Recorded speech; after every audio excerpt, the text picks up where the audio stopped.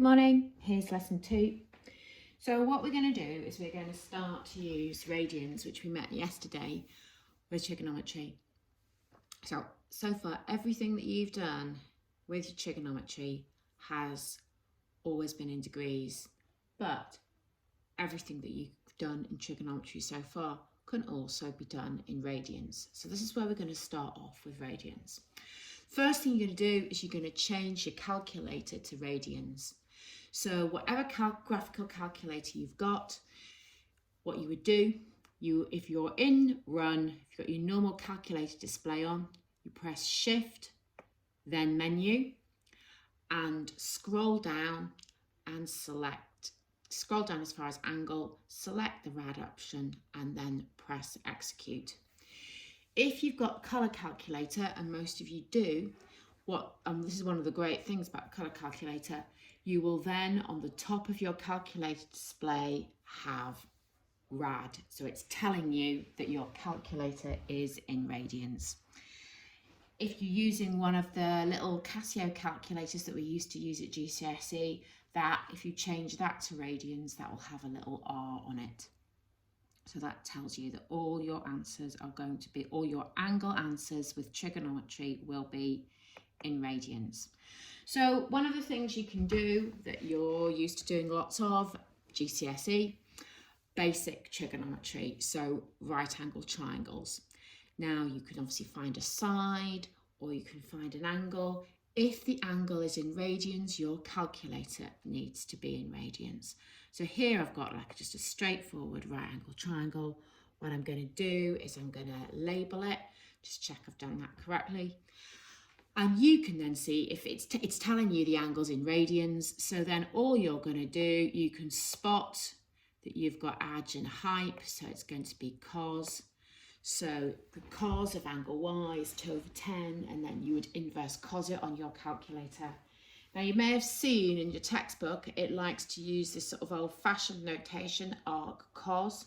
That's exactly the same as inverse cos that you're really used to. And your answer is 1.37 radians. So that's your first skill.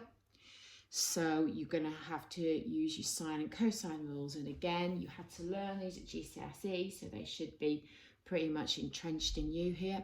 So here's an example of using the cosine rule.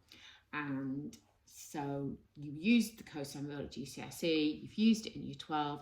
You need to know the difference between when you use the sine rule and the cosine rule.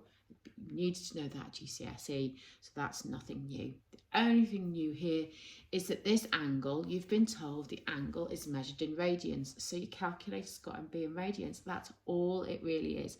So just having a little scoot here, you can see that it has to be the cosine rule because you don't have a known side opposite a known angle, and it's not a right angle triangle, so it's not basic trig. So what I've done is I've labelled the angle A. So I've got opposite A, and then I've got B and C. And then I know that the cos of A is B squared plus C squared minus A squared all over 2BC.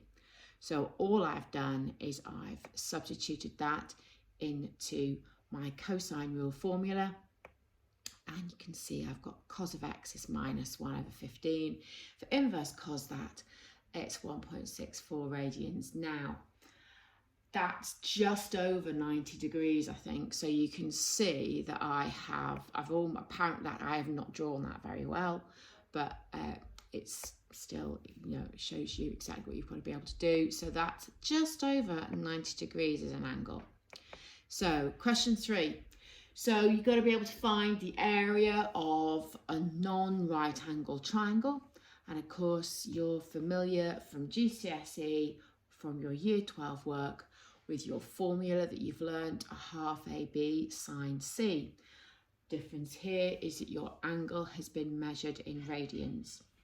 So first thing I'm going to do is I'm going to take control of my labels. So that's the angle that I want to find, which would make that opposite side C. And it doesn't really matter what way round we label those sides in this instance. So then all I do is I literally just put that in my calculator. The important thing is that there's no degree symbol there. So I instantly know that that angle is measured in radians, so my calculator has got to be in radians. So there's me putting it into my area of a triangle formula. Right, a little bit harder.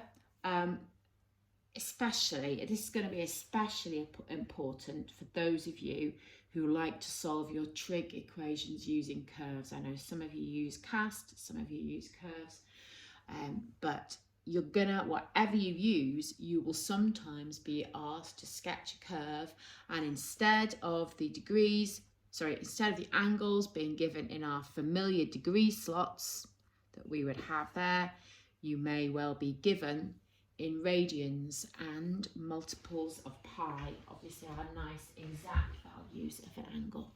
So instead of an axis looking like this, your axes will look like that. Now, of course, you've got your fab calculators, so you'll be able to enter them into your calculator. So on your calculator, you would select your graph mode. So in your menu, you select graph, and you're going to set your viewing window, which is one of the hardest things about using graph mode, but once you get it sorted, it's really good. It's really good. So I'm in graph, and I'm going to go shift and then select my VWin option. That's my viewing window. And I would then enter my X minimum and my X maximum in radians. So if you're going between 0 and 2 pi, your X min would be 0 and your X max would be 2 times pi. And you can literally type in 2 and then the pi button, and it'll change it to 6.28. So that's one of the downsides of radians in the graph, that it doesn't look like, it doesn't write multiples of pi. So if I then asked you to sketch sine x, where x lies between 2 pi and minus 2 pi, well, you can see that those angles are not in degrees. There's no degree symbol, and also the multiple of pi really gives it away. And this is what it would look like if you were to sketch it, whether you were to sketch it by hand or whether you were to put it in your calculator. Your calculator, however, won't put those markings on. It will put decimals on. It will have decimals on if you try and solve it. So, of course, you will need to now be familiar that it's your multiples of half pi. Right. What you're now going to do is you're going to do a few questions. So, sorry, they're the answers. Okay, so I've put on the lesson a few questions for you to do. So it's up to you. And also I've attached these as a PDF, so you'll be able to see these. Obviously, I'll video them in case you don't want to look at the PDF. So first of all, find the missing angles. Okay, it would have been better had I actually told you what missing angle I wanted you to find in this question here. So what I'll do is I'll just put that question mark there. This is the angle that I want you to find. So sorry about that. That's a bit better. So there's the angle that I want you to find in that third triangle. So find those 3 missing angles. Question 2, find the area of those triangles. Question 3, so sketch that curve, cos x between minus 2 pi and 2 pi. And question 4, sketch those. So when you've done that, so I'm now going to go through the answers. So obviously you would pause the video here, do those questions, unless you're going to print off the PDF. So pause the video, do them. Here are the answers.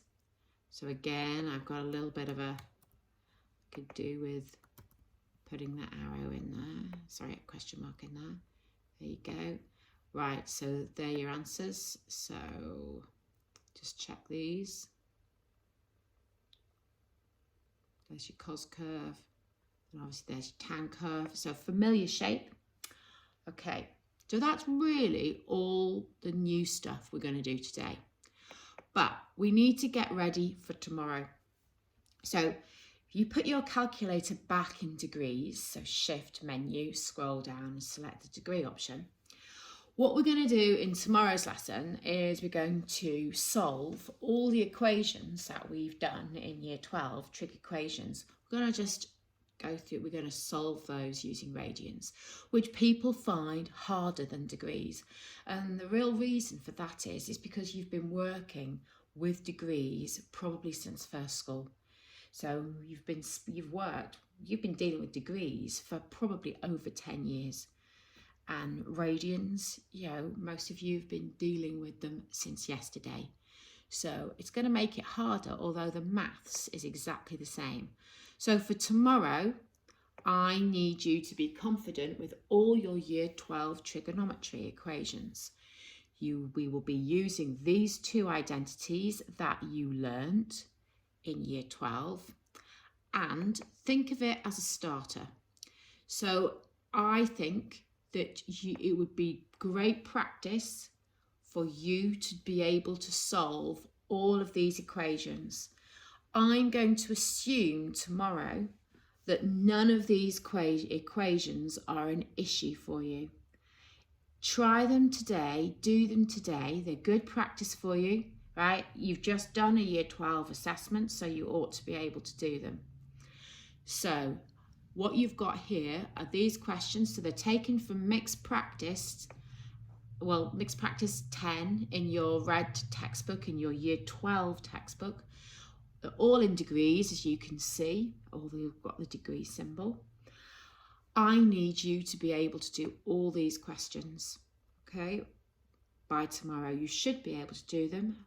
But if you have any issues, you know, email your allotted teacher and get some help, because I'm assuming you can do these for tomorrow's lesson, okay? And the answers, if you want them from the video, are there. Okay, see you tomorrow.